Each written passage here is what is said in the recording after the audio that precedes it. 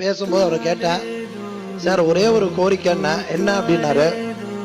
Sir 45 வருஷம் ஒரு மனிதரோட இருந்துட்டேன் அப்படின்னு சொல்லி என் செல்போனை கூட எடுத்து காமிச்சேன். அவர் முன்னாடியே ரஜினி சார் போட்டோ தான் வச்சிருந்தேன்.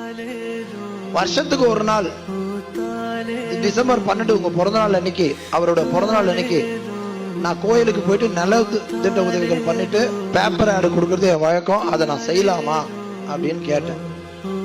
என்ன சார் இப்படி சொல்றீங்க? நானும் அவரும் ரசிகருங்க, எனக்கும் தலைவர் அவரு, எனக்கும் தலைவர் இது.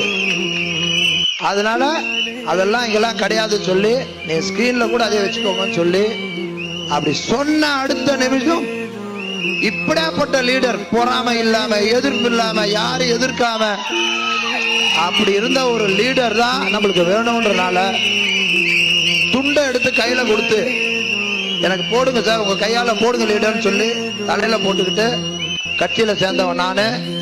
அவர்கள் அதிகம் சொல்ல வந்தேன், இருக்கிற இடத்துக்கு உண்மையா இருப்பேன், அது மட்டும் சொல்லிட்டு வந்தேன்.